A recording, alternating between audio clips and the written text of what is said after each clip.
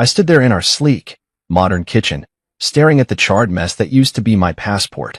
The acrid smell of burnt plastic stung my nose as the last wisps of smoke curled up from the marble island.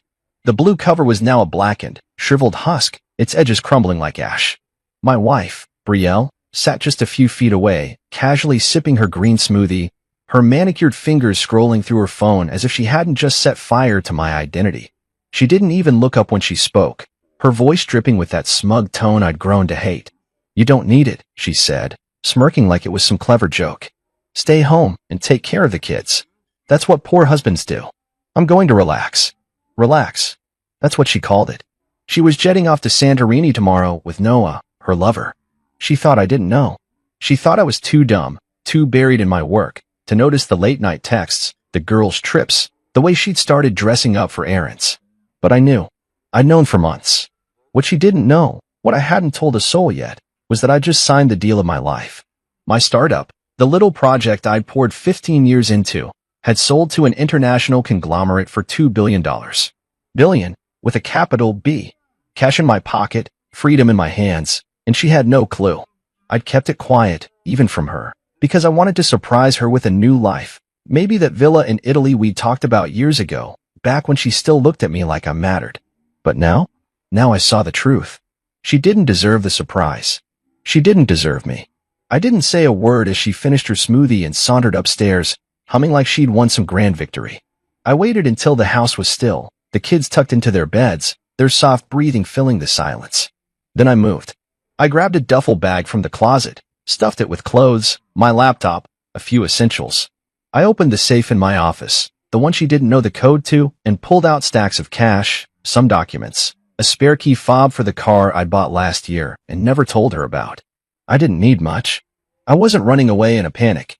This was calculated. This was me taking back control. Before I left, I walked back to the kitchen. The passport's ashes were still there, a dark smear on the marble. I grabbed a pen and a notepad from the drawer, scribbled a quick message. "You're right. I'll stay home. Enjoy your trip." I left it next to the ashes, knowing she'd see it in the morning. She'd think it was surrender. She'd laugh, maybe text Noah about how pathetic I was. Let her. I locked the door behind me, got into my car, a black SUV she'd never cared to notice, and drove into the night. The city lights blurred past me as I headed downtown, my mind racing but calm. I wasn't the broken man she thought she'd left behind. I was something else now, something she'd never see coming. The penthouse suite I checked into was a world away from our suburban mansion, glass walls, a view of the skyline, silence that felt like power. I dropped my bag, poured a glass of whiskey from the minibar, and sat on the leather couch, staring out at the city. My phone buzzed. Brielle? Probably, but I didn't check. Not yet. I needed this moment to breathe, to feel the weight of what I'd done. $2 billion. A burned passport. A wife who thought she'd outsmarted me. The kids were safe with the nanny for now. I'd figure that out tomorrow. Tonight was about me reclaiming my life. I leaned back, sipping the whiskey, letting the burn in my throat match the fire in my chest. She thought she'd trapped me, grounded me, turned me into her little stay-at-home puppet while she danced off with her lover. But she'd misjudged me. Badly. I wasn't staying home. I wasn't poor. And I sure as hell wasn't done. Tomorrow, she'd wake up to an empty house and a rude awakening. I'd left her something she couldn't ignore, not just the note, but the first hint of the storm I was about to unleash. This wasn't over. It was just beginning. I woke up to sunlight streaming through the floor-to-ceiling windows of my new penthouse suite, the city sprawling out below me like a map of possibilities. The leather couch creaked as I sat up, my neck stiff from sleeping in an awkward position, but my mind was sharp. I'd left the house last night, walked away from Brielle and her smug little game, and now I was free. The duffel bag sat in the corner, a reminder of how little I'd needed to take with me. My phone buzzed on the glass coffee table, 10 missed calls, a dozen texts, all from her. I didn't read them yet. I knew what they'd say. Confusion at first, then anger, then some half-baked excuse. She'd woken up to an empty bed, a missing husband, and that note next to the ashes of my passport. Good. Let her stew.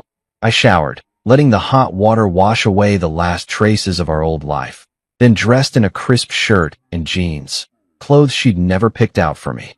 My first call was to Juno, my lawyer. She answered on the second ring, her voice calm and professional, like always. "You're up early," she said. "Everything okay?" I told her everything. Brielle burning my passport, her trip to Santorini with Noah, the way she'd mocked me like I was some broke loser. Then I dropped the bombshell. I sold the startup. $2 billion. Signed yesterday. There was a pause, then a low whistle. "Well, damn," Juno said. "Congratulations. And what do you want to do about her?" I smiled, staring out at the skyline. "Lock her out. Everything joint. Accounts, cards, access. I want it frozen by noon." Next, I called Theo, my business partner and the only guy who'd stuck with me through the lean years. He'd been in the room when I signed the deal, grinning like a kid on Christmas. "You're a genius," he'd said then. And now, when I told him I'd left Brielle, he laughed. "About time. What's the plan?" I told him I needed to meet some people, start putting pieces in place. He offered to handle the press if it leaked about the sale, keep my name quiet for now. I agreed. Discretion was my weapon. By midday, Juno texted, "Done. Accounts frozen. She's got nothing but what's in her purse." I pictured Brielle in Santorini, swiping her card for a cocktail and getting that polite declined from the waiter. She'd call me then, furious, demanding answers. I wouldn't pick up. I poured myself a coffee from the sweets machine, strong and black, and sat at the desk, pulling laptop open, planning my next move. The penthouse was paid for in cash, $2 million up front, no mortgage, no trail back to me yet. I'd used a shell company, something Theo had set up years ago for tax purposes. Brielle wouldn't find me here. She didn't even know I had the money to afford a place like this. To her, I was still the guy scraping by, the poor husband she'd sneered at. I needed allies now, people who could help me turn this mess into something I controlled.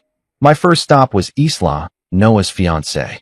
She didn't know her man was halfway to Greece with my wife, probably sipping wine and laughing about how they'd pulled one over on us. I found her number through a mutual friend, called, and asked to meet. "It's urgent," I said. She sounded wary but agreed. "Coffee shop, downtown, 1 hour." I grabbed my keys and headed out. Isla was waiting at a corner table, her blonde hair pulled back, her face tight with stress. She didn't know me well, just as Brielle's husband, the quiet guy who didn't say much at parties. I sat down, ordered a coffee, and got straight to it. "Noah's cheating on you." "With Brielle. They're in Santorini right now." Her eyes went wide, then hard. "You're lying," she said, but her voice shook. I pulled out my phone, showed her the photos I'd had a PI snap, Brielle and Noah boarding the plane, his hand on her leg, her laughing like she didn't have a care in the world. Isla's face crumpled, but she didn't cry. She just stared, then whispered, "That bastard." I leaned forward, keeping my voice low. "I'm not here to hurt you. I'm here because we can help each other." She burned my passport to keep me stuck while they ran off. But I'm not stuck. I've got resources now, more than they know, and I'm going to use them. Isla looked up, her jaw tight. "What do you mean?" I told her about the sale, the money, the power I had now. "They think they've won. They haven't. I just need proof, something to bury them." She nodded slowly, then pulled out her own phone. "I've got his cloud password. Let me check something." We sat there, sipping coffee, as she scrolled through Noah's backup folder. Her fingers froze. "Oh my God," she muttered, turning the screen to me. Texts. Dozens of them. Noah and Brielle plotting. How they'd drain our accounts. How they'd frame me as the bad guy. How they'd live big while I took the fall. "He said you were broke," Isla read aloud. "Said you'd never recover." I laughed, a bitter sound. "He's about to find out how wrong he is." Isla handed me the phone. "Take it. Use it. I want him to pay." I copied the texts, sent them to Juno with a note. "Start building the case." This wasn't just about revenge, it was about justice. Brielle thought she'd torched my life when she burned that passport, but all she'd done was light the fuse. I thanked Isla, promised to keep her in the loop, and left the coffee shop with a fire in my gut. The penthouse waited, my new command center. I wasn't hiding anymore. I was hunting. I sat in the penthouse that night, the city lights twinkling outside like a million little eyes watching me piece my life back together. Isla's texts from Noah's phone were open on my laptop, each message a dagger Brielle and her lover had aimed at my back. I couldn't stop reading them, even though every word burned. "He's clueless," Noah had written. "Thinks he's still got a shot at something big. Wait till we cash out." Brielle's reply. "He's too busy playing dad. Won't even notice till it's gone. They've been planning this for months, siphoning money, setting me up to look like a failure while they ran off to live their fantasy. The joke was on them. I wasn't broke. I wasn't clueless. And I sure as hell wasn't done. I called Juno again, pacing the hardwood floor, the phone pressed tight to my ear. "You got the texts?" I asked when she picked up. "Yeah," she said, her voice steady but sharp. "This analytics, these are gold. I'm pulling footage from the house cams too. Got them from the cloud backup. Sending it now." She paused, then added, "You're calm for a guy whose wife just torched his passport." I laughed, a rough sound. "Calm's all I've got left. Send it fast. I want this airtight." Juno promised to have a draft of the legal filings by morning, restraining orders, asset freezes, the works. I hung up and sank into the couch, rubbing my temples. The penthouse was quiet, too quiet, but it gave me space to think. I wasn't just fighting for money or pride. This was about the kids, about the life I'd built. Brielle could burn my passport, but she wasn't burning that. The footage came through 10 minutes later, grainy clips from the security cams I'd installed after Brielle staged that fake break-in last year. She'd claimed someone tried to jimmy the back door, but I'd never bought it. Now, watching the clips, I saw why. There she was, late at night, sneaking Noah into the garage, laughing as they stumbled inside. Another clip showed her rifling through my desk, probably looking for cash or bank statements. She'd even waved at the camera once, mocking me, thinking I'd never check. Dumb move. I saved every second of it, tagged it for Juno. This wasn't just evidence, it was ammunition. My phone buzzed again. "Brielle, where are you? Card's not working. Call me." I smirked, imagining her stranded in Santorini, tapping her foot in those ridiculous heels, yelling at some poor hotel clerk. Noah was probably sweating too, now that Isla had tipped off his firm about his extended leave. I didn't reply. Let them squirm. I had bigger fish to fry. I called Isla back, catching her just as she was leaving Noah's apartment. "Found more," she said, her voice tight. "Receipts. Plane tickets. Hotel bookings, all in his name, but paid with your card." My card. The joint one she'd linked to her phone for emergencies. I gritted my teeth. "Send it over." "You okay?" She sighed. "No, but I will be. He's not getting away with this." I liked her grit. She was collateral damage, like me, but she wasn't curling up to cry about it. She was fighting. The receipts hit my inbox, thousands spent on first-class tickets, a suite at some fancy Greek resort, dinners I'd never eaten. Every charge was a slap in the face, but it was also a gift. Proof. I forwarded it to Juno with a note, add theft to the list. My startup sale wasn't public yet. Theo was keeping it under wraps, but the money was already in my new accounts, offshore and untouchable. Brielle thought she drained me dry. She hadn't even scratched the surface. I leaned back, staring at the ceiling. The penthouse smelled like new paint and leather, a clean slate. I thought about the kids 6 and 8, probably confused this morning when I wasn't there to make pancakes. The nanny had them covered, but I'd need to see them soon, explain things without poisoning them against their mom. That'd be tough. I didn't want them hating her, even if I did. They deserved better than our mess. My mind drifted to Noah. Smug bastard. I pulled up his firm's website, some mid-tier investment group. His bio bragged about integrity and client trust. Hypocrite. Isla said she'd emailed his boss screenshots of the texts, plus a heads up about his little vacation. By now, he was probably getting calls, scrambling to explain. I hoped he choked on it. The footage kept playing on my laptop, loop after loop of Brielle and Noah in my house, my space, acting like they owned it. One clip showed her burning my passport, holding it over the stove with tongs, giggling as the flames caught. "Bon voyage, loser," she'd said, dropping it on the counter. I froze the frame, saved it. That was Exhibit A, malicious intent, clear as day. Juno would eat it up. I stood, stretching, and walked to the window. The city hummed below, oblivious to my war. I wasn't just gathering evidence to protect myself. I was building a case to bury them. Theft, fraud, maybe even destruction of property. I didn't care about jail time for her. I just wanted her stripped bare, financially and socially. Noah too. Let them see what it's like to lose everything. Isla texted again. He's calling me. Not answering. You. I typed back. Radio silence. Stay strong. She sent a thumbs up. I liked her more every minute. She wasn't just a victim. She was a partner in this now, whether she knew it or not. I sat back down, pulling up a blank document. The real plan was taking shape, not just defense, but offense. I'd expose them, not with loud accusations, but with quiet, undeniable facts. Alara, a journalist friend, owed me a favor from way back when I helped her source a tech story. She'd love this. Suburban betrayal, money, sex, the whole soap opera. I shot her an email. Got a scoop. Off record for now. Coffee tomorrow. She'd bite. I could already see the headline. The clock ticked past midnight, but I wasn't tired. Adrenaline kept me sharp. Every text, every clip, every receipt was a brick in the wall I was building, one they'd never climb over. Brielle thought she'd burn me out of her life. She didn't know she'd just handed me the match.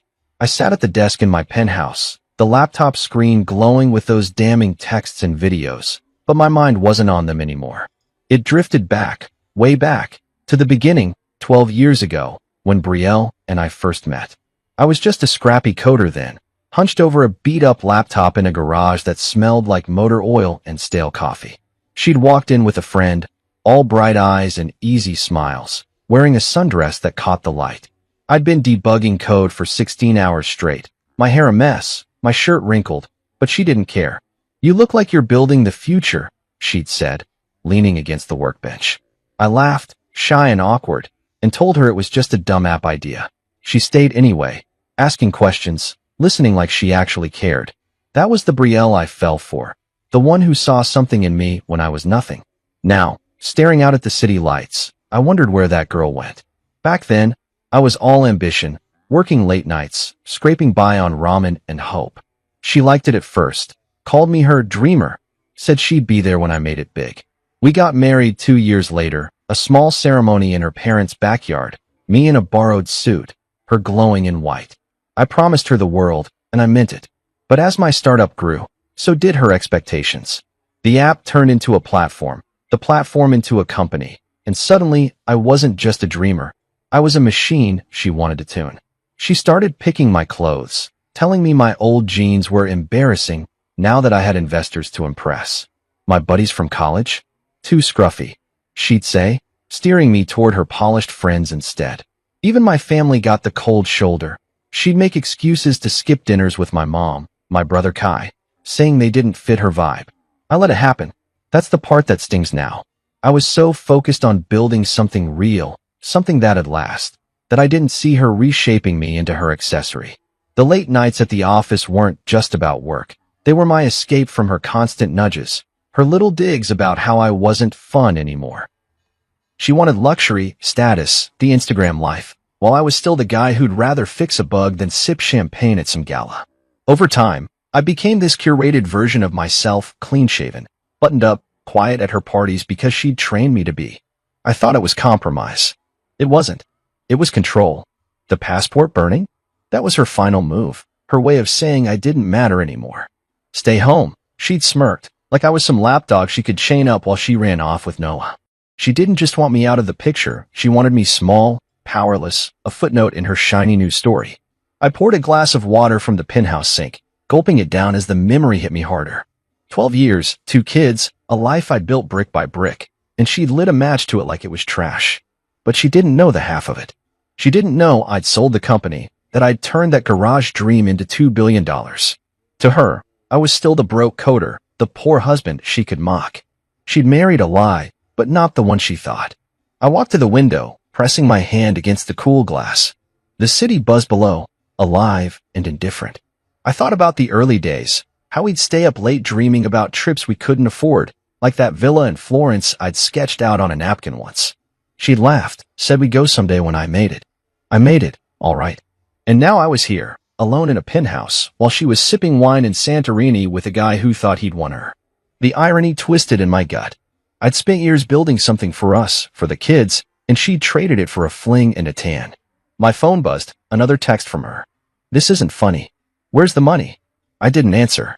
She'd figure it out soon enough, when the cards kept declining, when Noah's promises fell flat. I wasn't the guy she'd married anymore, not the naive dreamer she could mold. I was something else now, something she'd underestimated. The footage from the house cams, the text from Isla, the receipts, they were all pieces of the puzzle, but this wasn't just about evidence. It was about me remembering who I was before her. I thought about the kids again, how she'd dress them up like little dolls for her social media, how she'd roll her eyes when I took them to the park instead of some cute brunch spot. She'd turned our family into her backdrop, and I'd let her. No more. I'd get them back, give them a life that wasn't about likes or filters. I'd show them the world, Florence, maybe, like I'd promised myself years ago. Brielle could keep her Santorini. I'd take the real stuff. I sat back down, running a hand through my hair. The penthouse felt too big, too empty, but it was mine. No trace of her here. No perfume. No demands. No smirks. Just me and the truth. She'd burned my passport to keep me grounded, to clip my wings while she flew off. But I wasn't the backup plan she thought I was. I was the main event, the guy who'd built an empire while she was busy posing. She'd mocked my work, my friends, my roots, thinking she'd outgrown me. Now I'd remind her, the man she burned wasn't her stepping stone. He was the whole damn mountain.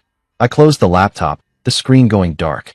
Tomorrow, I'd meet Alara, start laying the groundwork to expose this mess. But tonight, I just sat there, letting the past settle around me like dust. 12 years with a woman who'd never really known me. 12 years of bending, shrinking, trying to fit her frame. That was over. The lie she married was dead. The real me? He was just getting started. I woke up to the soft hum of the penthouse air conditioning, the city still asleep outside my windows. My phone was silent. No buzzing, no texts from Brielle, just a quiet that felt like victory. I'd gone dark last night, turned off notifications, let her stew in the mess she'd made. She was in Santorini by now, probably waking up to declined cards and a boyfriend who couldn't cover the tab. I pictured her tapping her foot, flipping her hair, demanding answers from a hotel clerk who didn't care. Good. Let her feel it. I rolled out of bed, my bare feet hitting the cool hardwood, and made coffee, strong, black, no fuss. The penthouse smelled like freedom, and I was ready to use it. First thing, I called Juno. Status? I asked, sipping from my mug. She didn't waste words. Joint accounts are locked. Cards canceled. She's got whatever cash she took with her, and that's it. Offshore trusts are set. Your $2 billion's safe. She can't touch a dime. I nodded, even though she couldn't see me. The house. Juno's voice sharpened. Deeds off your name. Transferred to the LLC. She's got no claim unless she fights it in court, and with what money? I smirked. The mansion, our big, shiny suburban cage, was mine in every way that mattered. Brielle could bang on the door all she wanted. She wasn't getting in. I'd gone ghost, and it felt good. No calls, no explanations, just me pulling levers she didn't even know existed. I checked my new bank app, clean, separate accounts, fat with the sale money. Theo had wired his cut too, but mine was the lion's share. $2 billion, sitting there like a loaded gun. Brielle thought she'd left me broke, scrambling. She didn't know I'd been planning for years, quiet moves, shell companies, trust she'd never sniffed out. I wasn't the fool she'd painted me as. Next, I texted Isla. How's it going? She replied fast. Noah's freaking out. Firm's on his ass. I'm good, thanks. I liked her more every day. She'd taken her own hit but wasn't crumbling. She'd sent his boss the texts, the receipts, everything, and now Noah was feeling the heat. His cushy job was probably toast by now. Cheating on your fiancé with a married woman doesn't look great on a resume. I typed back. Stay sharp. She'll be home soon. Isla sent a fist bump emoji. We were a team now, whether she realized it or not. I paced the penthouse, coffee in hand, thinking about my next move. The kids were with the nanny, safe, fed, probably asking where I was. I'd call later, keep it light, but I needed to focus today. Brielle's world was collapsing, and I was the architect. I pulled up the house cam footage again, watching her burn my passport on loop. That smirk, that laugh, it fueled me. She thought she'd grounded me, but I was already flying. My phone pinged an email from Juno. House codes changed. She's locked out when she lands. Perfect. I imagined her rolling up in a cab, designer bags in tow, punching the old code into the keypad. Nothing. She'd scream, call me, maybe even the cops. Let her try. The LLC owned it now, and I had every right to secure my property. She'd be stuck outside in those stupid heels, looking like the fool she was. I needed to hit harder, though, not just money, not just the house. I wanted her exposed, her perfect little life peeled back for everyone to see. That's when I thought of Alara. She was a journalist I'd met years ago, back when my startup was just a blip. I tipped her off to a tech story once, saved her deadline. She owed me. I grabbed my laptop, shot her a message. Hey, got something big. Suburban influencer double life, money, betrayal, The works. Coffee today? Off record for now. She replied in minutes, hell yes. 2 p.m., usual spot. I grinned. Alara loved a juicy scoop, and this was a banquet. I spent the morning digging deeper, cross-checking the receipts Isla sent, matching them to the cam footage. Every move Brielle and Noah made was sloppy, traceable. They'd used my card for everything: flights, hotels, even a damn couple's massage. I saved it all, built the file thicker. Juno would use it for the legal side, but Alara? She'd turn it into a story that'd torch Brielle's precious image. All those followers, those brand deals, she'd lose them overnight. By noon, I was restless. I grabbed my keys, headed to the coffee shop early. The place was quiet, just a few people tapping away on laptops. I took a corner table, ordered a black coffee, and waited. Alara showed up right on time, her dark hair pulled back, her notebook already out. You look different, she said, sliding into the seat across from me. Good different. I shrugged. New chapter. You ready for this? She leaned in, eyes bright. Spill. I kept it vague, no names yet, just the bones. A suburban wife, an affair, a husband she thought she'd ruined. She burned my passport to keep me home while she ran off with him. I said, thinks I'm broke. I'm not. Alara's pen flew across the page.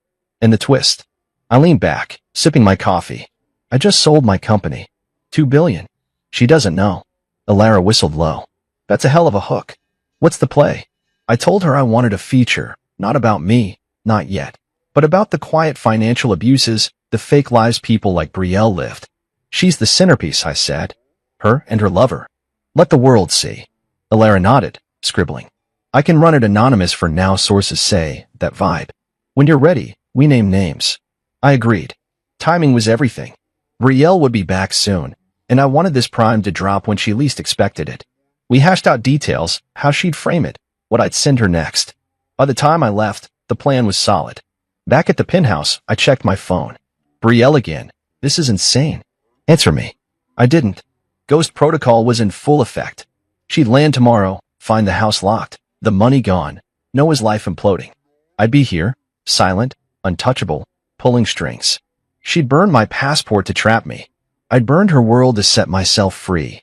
I stood by the penthouse window, coffee in hand, watching the city wake up below me. It was 3 days since Brielle had left for Santorini, and today she'd land back home, right into the trap I'd set. My phone had been quiet all morning. No texts, no calls, just the calm before the storm. Juno had confirmed everything. The house codes were changed, the accounts frozen, the LLC in place. Brielle was walking into a brick wall, and I wasn't there to soften the blow. I didn't feel guilty, not after the passport, not after the texts, not after seeing her laugh with Noah on those cams. She'd made her bed.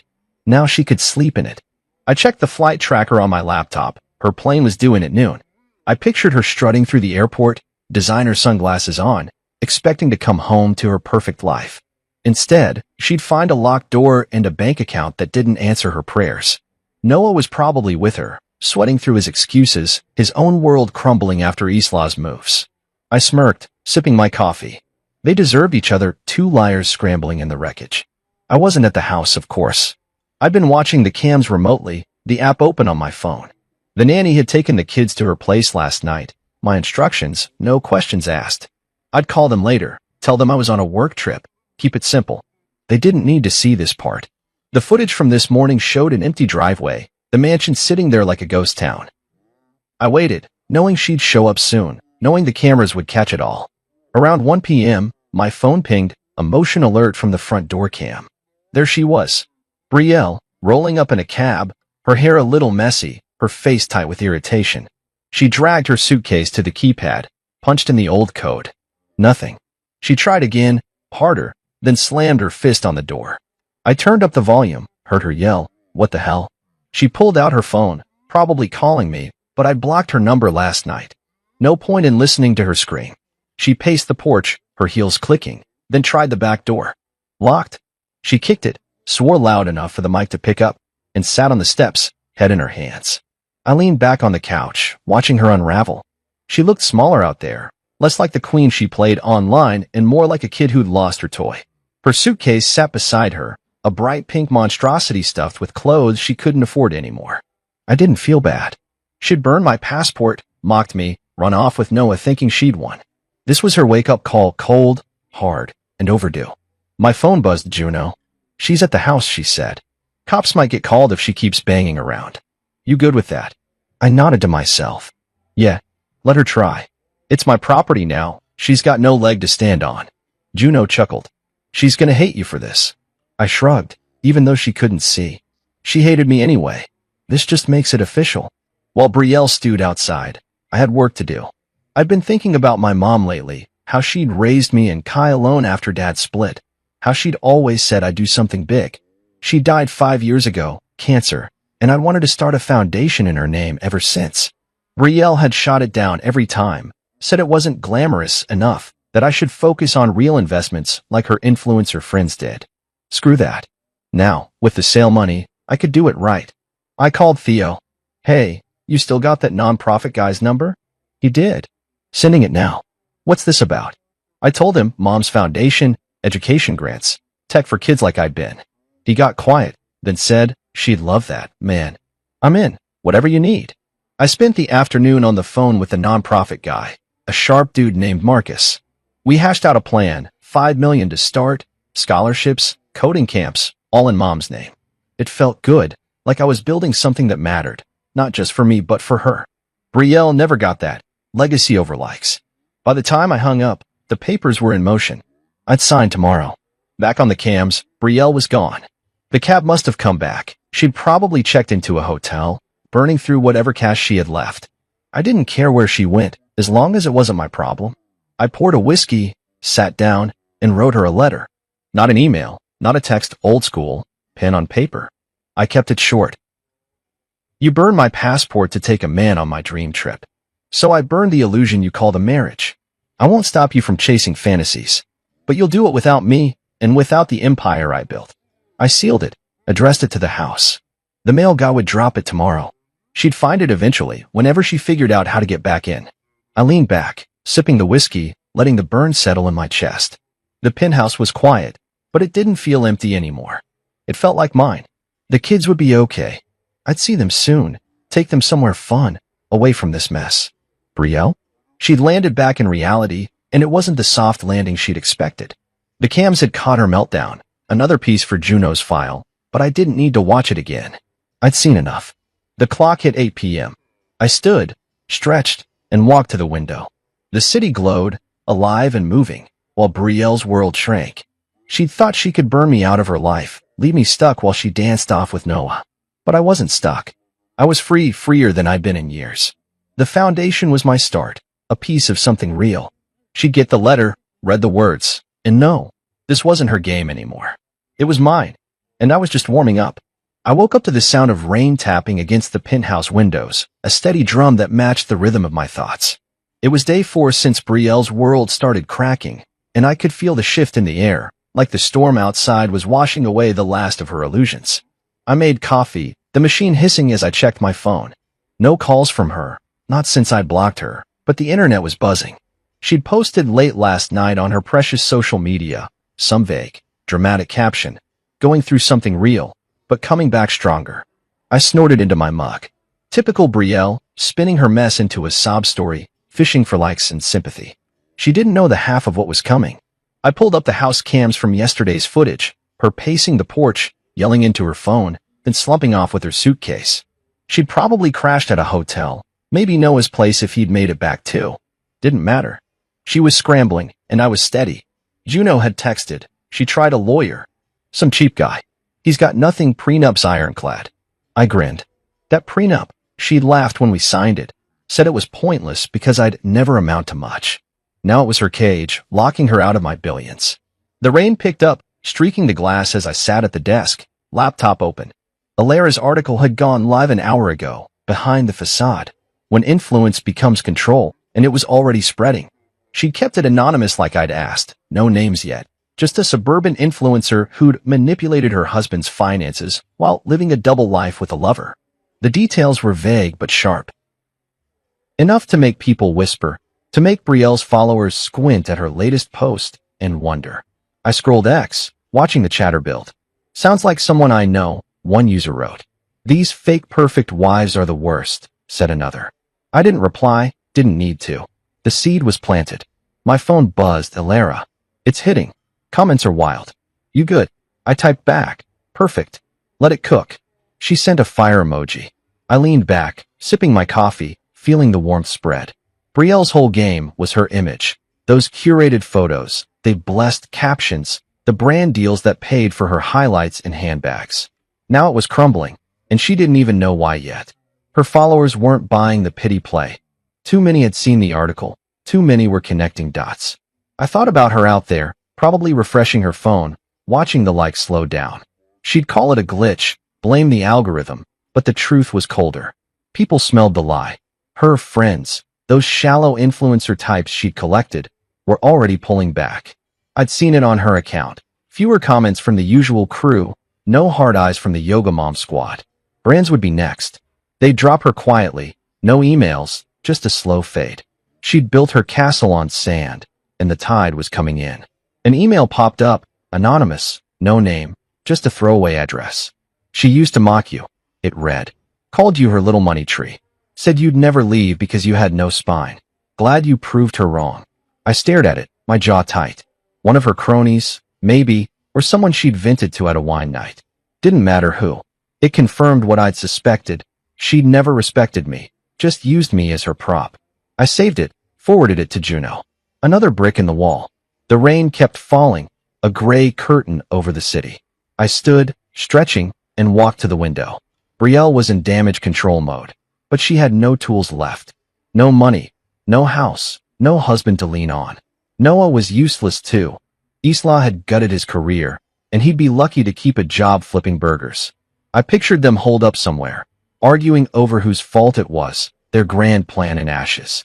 She'd burned my passport to keep me down, but all she'd done was light her own fuse. I checked the cams again. Nothing new, just the empty house, rain pooling in the driveway. She hadn't come back yet, probably licking her wounds somewhere. I didn't care. My focus was shifting, less on her, more on me. The foundation papers were ready. I'd sign them tomorrow with Marcus. $5 million to start, a real legacy, not some filtered photo. Op Mom would have loved it.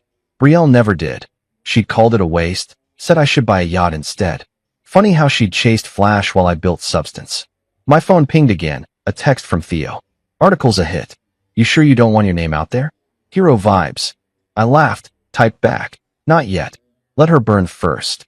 He sent a thumbs up. Theo got it. He'd seen Brielle's snide comments over the years, watched her try to shrink me.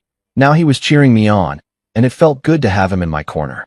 I sat back down, pulling up her social media again. The post was still up, but the comments were turning. What's real, huh? Spill the tea, one said. This why your grid's been quiet? Another jabbed.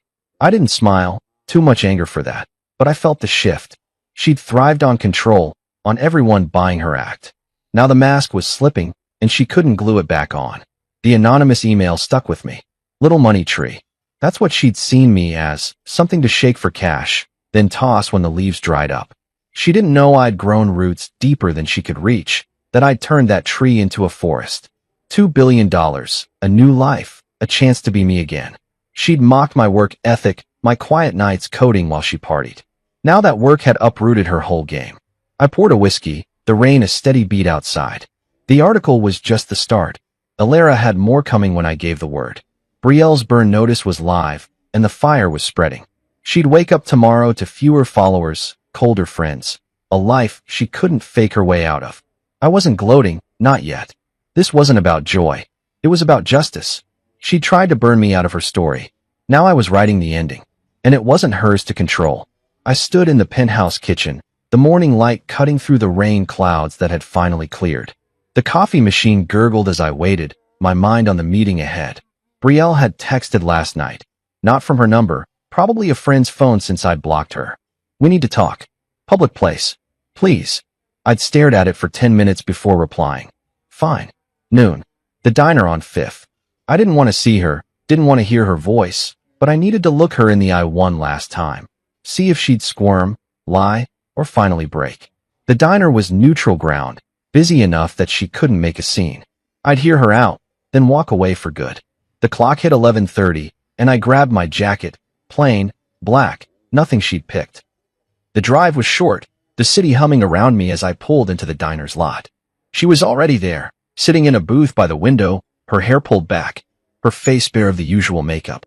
She looked tired, smaller somehow, like the fight had drained out of her. I slid into the seat across from her, keeping my expression blank. The waitress came by, and I ordered coffee black, no sugar. Brielle fidgeted with her water glass, her nails chipped, no polish. That was new. You're being cruel, she started, her voice low but sharp. Locking me out, freezing everything, it's too much. You've made your point. I leaned back, sipping my coffee, letting her words hang there. She expected me to jump in, apologize, fix it. I didn't. No, I said finally, setting the mug down. This isn't revenge. This is release. I'm not punishing you, Brielle. I'm removing you from the center of my story.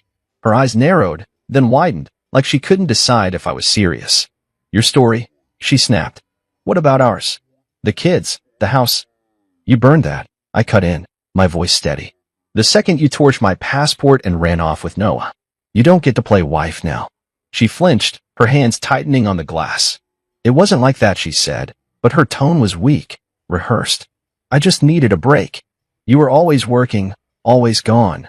I laughed, a short, bitter sound that stopped her cold. A break? You planned it for months. Stole from me. Mocked me. Don't lie to my face. She shifted, her eyes darting to the table, then back up. Okay, fine. I messed up. But you can't just erase me. We've got history. History. 12 years of me bending, building, while she posed and preened. I leaned forward, keeping my voice low. History's why I'm here. I gave you everything: time, money, a life. You threw it back at me. Now you're out of moves. Her lips parted, then closed. She tried a new tack, softening her voice, tilting her head like she used to when she wanted something. We can fix this. For the kids. I'll come home. We'll work it out, Al. No, I said, sharper this time. You don't get it. There's no home for you to come back to. It's mine, the house, the money, the life I built. You're not part of it anymore. Her face hardened, the mask slipping. You think you're some big shot now? You'll crash without me. You always needed me to. I held up a hand, stopping her. I needed you to what? Dress me up? Tell me who to be? I'm done with that. And you're done with me. She tried threats next, her voice rising. I'll fight this. Lawyers, courts, I'll take half. I pulled the prenup from my jacket, slid it across the table. She'd signed it years ago, laughing, thinking it was a joke. Read it, I said. You get nothing. Not a dime. Her eyes scanned the page, her breath hitching. This can't. There's no way. I stood, tossing a few bills for the coffee. Turns out poor husbands do pretty well when they play the long game. Goodbye, Brielle. I walked out, her stare burning into my back, but I didn't turn. The air outside was crisp, the city alive around me. She'd tried everything: guilt, charm, threats, and none of it stuck. I got in my car, let out a long breath. That was it, the last thread cut. She wasn't my wife anymore, not in any way that mattered. The diner faded in my rear view as I drove back to the penthouse, the weight lifting off my chest. Back home, I poured a whiskey, the afternoon sun slanting through the windows. The prenup was my shield, but the Real wind was walking away. She thought she could manipulate me one last time, pull me back into her orbit. She didn't know I'd outgrown it, outgrown her. My phone buzzed. Alara. Articles still trending. Push the names? I typed back. Soon. Let it simmer. Brielle's meltdown at the diner would have been gold for the story, but I didn't need it. The anonymous version was enough for now. I thought about her sitting there, grasping at straws. She'd called me cruel, but cruelty would have been dragging this out, playing her game. I'd ended it clean. The kids were next. I'd see them tomorrow, take them for ice cream, start rebuilding what she'd cracked. They didn't need her drama, just me being there. I'd figure out custody with Juno, keep it smooth. The whiskey burned going down, a good burn. I wasn't the man she'd married, the quiet coder she could shape. I was me again, raw and real, with $2 billion and a life she couldn't touch. She'd unmasked herself today, shown the desperation behind the polish. I'd unmasked her too, stripped her of the power she'd held over me. The match was over. I'd won. And I wasn't looking back. I woke up to sunlight spilling across the penthouse floor, the city stretching out beyond the glass like a promise I could finally keep. Brielle was gone, not just from the house, but from my head, her voice fading after yesterday's diner showdown. I'd cut the last tie, left her grasping at air, and now the day was mine. Coffee brewed in the kitchen, the rich smell filling the space as I pulled on a plain t-shirt and jeans, clothes I liked, not ones she'd approved. My phone buzzed. Marcus, the nonprofit guy. Papers ready. Meet at 10. I typed back. See you there. Today was about building, not breaking. I drove to his office downtown, the streets busy with morning traffic. The foundation was real now, Mom's name on it. $5 million to start, a chance to give kids like I'd been a shot at something big. Marcus greeted me with a handshake, his desk piled with forms. This is solid, he said, sliding the papers over. Scholarships, coding camps, mentorships, starts next quarter. I signed, my pen scratching across the page, feeling her with me, Mom, who'd worked double shifts to buy me that first clunky computer. Brielle had called this a waste. She was wrong. This was legacy. Back in the car, I called the nanny. Bring the kids to the park at noon, I said. I'll meet you there. She agreed, no questions. I hadn't seen them since I'd left, and the ache hit hard, my son's goofy grin, my daughter's quiet questions. I'd kept it light on the phone, said I was working, but they deserved more. The park was neutral, open, a place to start fresh. I stopped for ice cream on the way, chocolate for him, strawberry for her, guessing their favorites like I hadn't been gone. They ran to me when I got there, small arms wrapping around my legs. Daddy, my son yelled, his face smeared with dirt already. My daughter hugged quieter, her eyes searching mine. Where were you? She asked. I crouched down, handed them the cones. Work stuff, kiddo. But I'm here now. How's it been? They chattered, school, the nanny's pancakes, a lizard they'd seen. I listened, really listened, no phone in my hand, no Brielle nagging in the background. We sat on a bench, the sun warm, and I told them we'd take a trip soon. Where? My son asked, ice cream dripping. Florence, I said. Italy. Cool buildings, good food. They grinned, no clue it was my dream too, one Brielle had mocked. The nanny watched from a distance, giving us space. I'd sort custody later, Juno was on it, but for now, this was enough. They didn't ask about their mom, and I didn't bring her up. She'd call them eventually, spin her story, but I wouldn't poison them against her. They'd see the truth someday. We played tag, me chasing them through the grass, laughing like I hadn't in years. My lungs burned, but it felt good, alive, free. Later, I dropped them back with the nanny and drove to the university. I'd guest lectured there before, back when the startup was small. The dean had emailed last week, asking me to come again. I walked into the lecture hall, kids in hoodies staring up, some half asleep. I'm not here to bore you, I started, leaning on the podium. I'm here to tell you what I wish I'd known. I talked code, grit, how I'd built something from a garage. They perked up when I mentioned the sale, $2 billion, a number that made their eyes widen. Money's nice, I said, but it's what you do with it that counts. I told them about the foundation, saw a few nod. One kid asked, what's the catch? I grinned. No catch. Just work hard and don't let anyone tell you you're small. Driving back, I called Kai, my brother.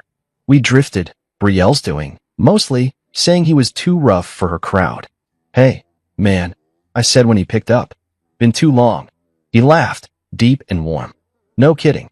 You okay? Heard some crap about Brielle. I told him short version, no drama. Damn, he said. You're a badass now. Trip soon? Me, you, the kids. I smiled. Florence, you're in. He hooped. Hell yeah. Next was Silas, my best friend from college. Brielle had hated him, called him a slacker because he didn't dress the part. Yo, he answered, voice sleepy. You alive? I laughed. More than ever. Florence, me and Kai. You. He groaned, then chuckled. Twist my arm. I'm there. We'd rebuild, me, Kai, Silas, the kids. No filters, no fakes. Back at the penthouse, I sat at the desk, laptop open. The platform I'd been coding secret, personal, needed finishing. I called it Vero, truth, authenticity, a space for real voices, not posed perfection. Brielle's world was likes and lies. This was the opposite. I typed, lines flowing, the old coder in me waking up. Hours passed, the sun dipping low, and I leaned back, satisfied. It wasn't done, but it was alive. I poured a whiskey, stepped onto the balcony. Florence waited, my trip, my way, no approval needed. The kids' laughter echoed in my head, Kai's voice, Silas's grin.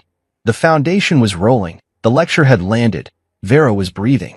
Brielle was out there somewhere, scrambling, but she didn't own me anymore. I'd shifted, money, sure, but more than that.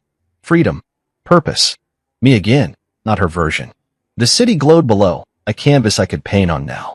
2 billion open doors, but this family, work, truth was the key. I sipped the whiskey, the breeze cool on my face. Legacy mode wasn't about winning against her. It was about building beyond her. And I was just getting started. I stood on the stage in Lisbon, the tech conference buzzing around me, a sea of faces staring up from the crowd. The lights were hot, the mic heavy in my hand, but I felt steady, steadier than I'd been in years. It was a year since Brielle burned my passport, a year since I'd walked out and turned her world upside down. Now I was here, unveiling Vero, my platform, my truth to a room full of coders, investors, and dreamers. The screen behind me glowed with the logo, simple, bold, real. Authenticity, I said, my voice carrying over the hum. Accountability. Truth. That's what this is about. The crowd leaned in, phones up, recording. I wasn't nervous. This was me, raw and ready. I'd spent months coding Vero, nights on the penthouse balcony with my laptop, the city lights my only company. It wasn't just an app. It was a middle finger to the fake lives Brielle thrived on, a space where people could build without posing. I walked them through it, open source roots, encrypted chats, no algorithms pushing lies. We've got enough filters, I said. This strips them away. They clapped, a ripple at first, then a wave. I saw Kai in the front row, grinning, Silas beside him giving a thumbs up. The kids were with the nanny back home, but I'd bring them here someday, show them what their dad could do. After the demo, I stepped off stage, the Q&A looming. Reporters swarmed, mics in my face. 2 billion from your startup, true? One asked. I nodded. Yeah, sold it last year. Another jumped in. Rumors say your wife betrayed you. That why you built this? I paused, the question hanging there. Brielle's shadow still followed me, even here. I smiled, kept it light. She gave me clarity. That's worth more than anything she took. They scribbled, nodded, moved on.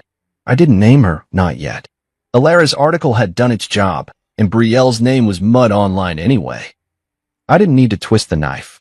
The crowd thinned, and I grabbed a water, my throat dry from talking. Kai slapped my back. Killed it, man. Mom'd be proud. I grinned. Yeah, she would. Silas chimed in. Drinks later. You're buying, billionaire. I laughed, the sound easy. Florence had been a blast. Me, Kai, Silas, the kids, eating gelato by the Arno. No schedules, no filters. Now Lisbon was ours, a victory lap I'd earned. A woman approached, dark hair, sharp eyes. Not a reporter, something else. Great talk, she said, her voice warm but direct. I'm Noah. Artist, entrepreneur. Vero's got legs, real ones. I liked her already. No fluff, no games. Thanks, I said. What's your angle? She smiled, a spark there. Building something too. Smaller scale, but same vibe, truth over trash. We talked. Her project, mine, the mess of tech these days. She didn't ask about money, didn't fish for status. Just ideas, straight up. Rebuilding's hard, I said, testing her. She nodded. So am I. I grinned. Me too. We swapped numbers, nothing forced, just a thread to pull later. She walked off, and I watched her go, feeling something shift. Not love, not yet, just possibility. Brielle had been flash and control. Noah felt like fire and grit. I didn't need a partner, but I wasn't closed off either. The right side of history wasn't about being alone. It was about being real. Back at the hotel, I sat on the balcony, Lisbon's lights sprawling below. The conference buzzed online, Vero trending, my name tied to it. Visionary, they called me. Comeback king. I didn't care about the labels.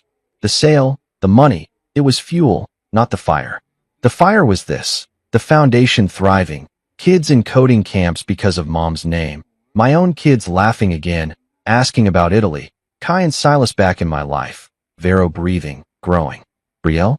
She was a footnote now, divorce final, her accounts dry, her followers gone. She tried to come back post months ago, got ratioed to hell. I didn't check anymore. I thought about that night, the passport in ashes, her smirk, my quiet exit. She'd thought she'd won, thought I'd stay small. But I'd burned bigger, burned the lies she'd built around me, the cage she'd locked me in. 2 billion open doors, but walking out saved me. I'd rebuilt, not for revenge, but for me. The kids had a dad again, not a prop. I had brothers, Kai, Silas, not her fake friends. And now, maybe, Noah, a spark, not a script. My phone buzzed. Theo. Launch is a hit. Investors calling. You're back, man. I typed. Never left. Just found the right side. He sent a fist bump. I leaned back, the night air cool. Lisbon glowed, a city I'd conquered, but the Real win was quieter.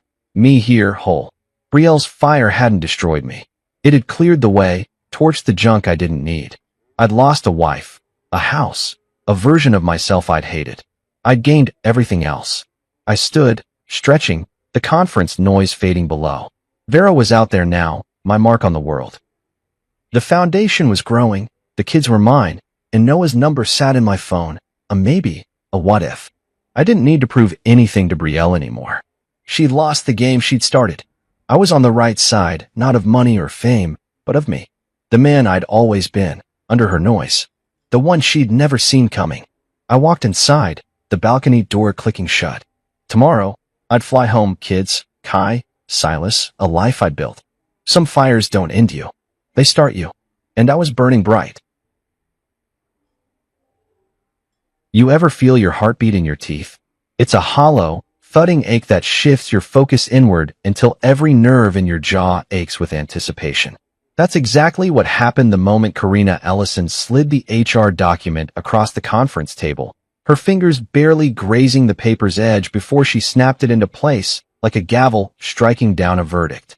I watched the heads of operations swivel in unison, their eyes widening as they recognized the stark, typewritten ultimatum puppy beneath the fluorescent glare. Accept the 60% pay cut, or I'll find someone who will.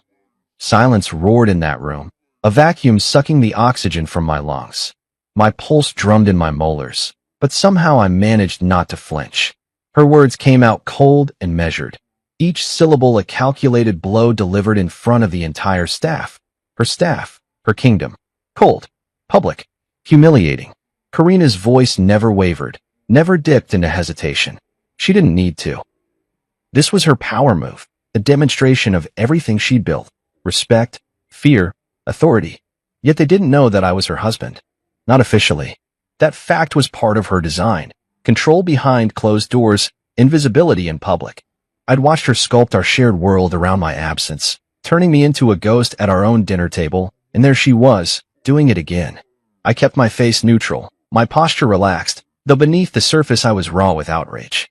My mind raced through every memory, late nights drafting our first client proposal, the triumph when we closed that Series A round, the way we used to steal kisses in the stairwell before deadlines swallowed us whole.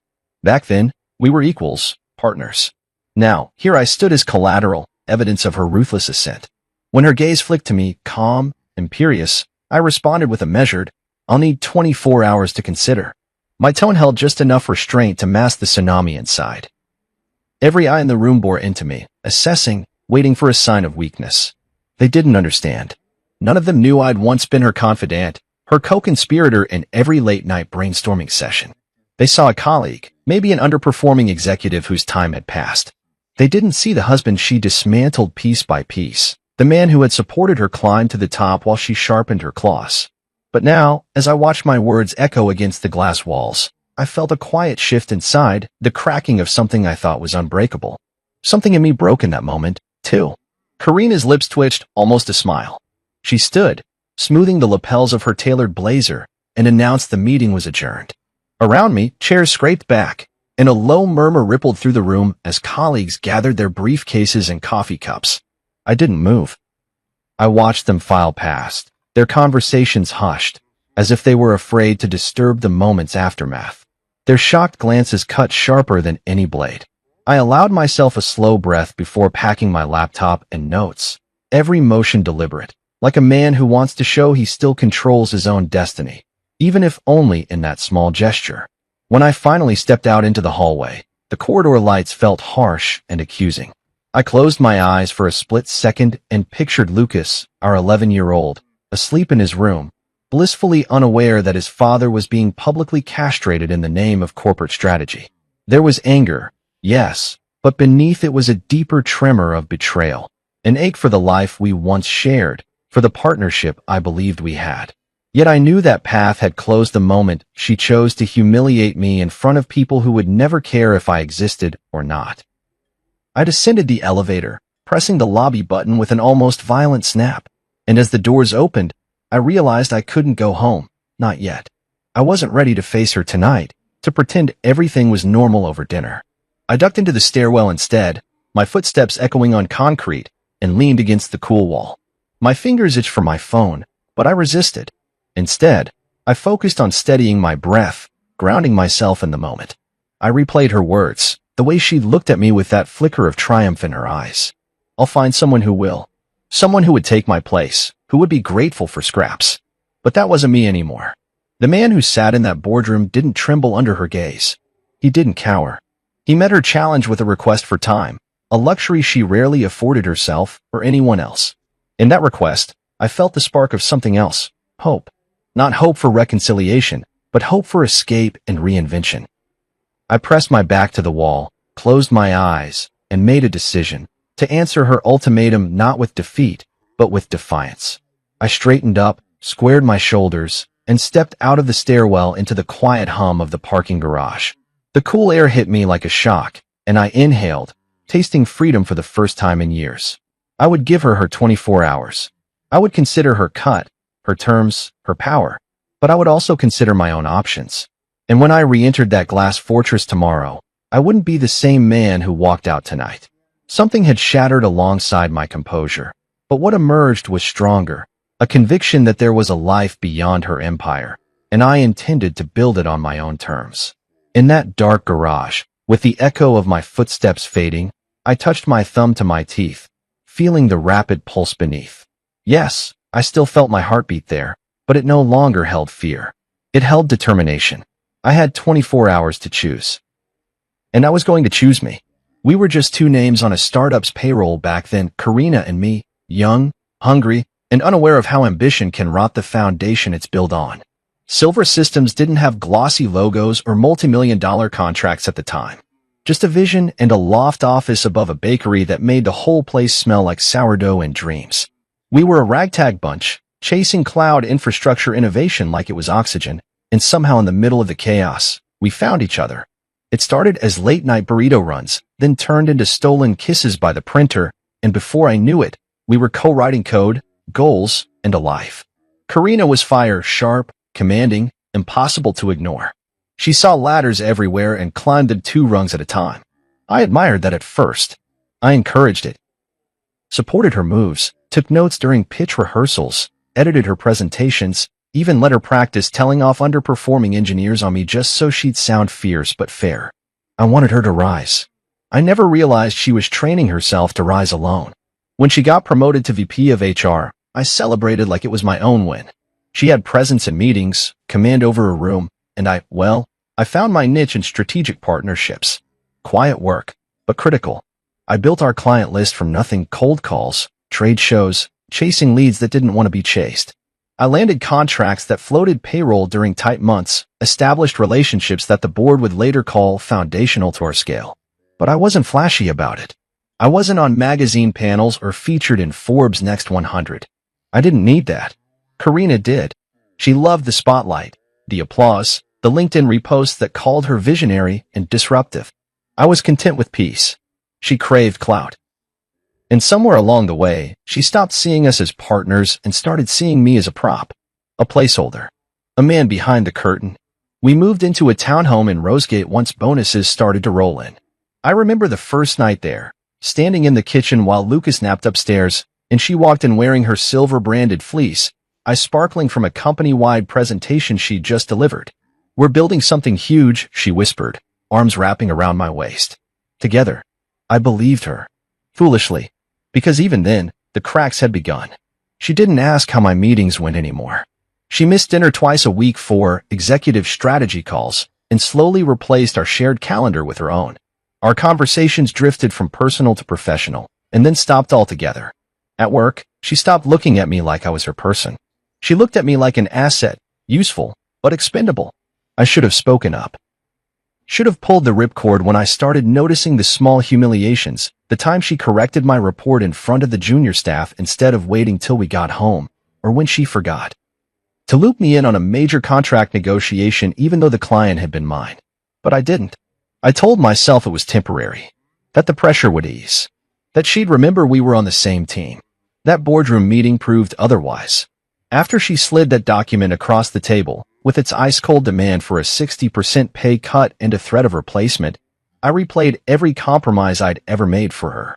Every sacrifice that now sat neatly buried under her empire. This wasn't a moment of miscommunication.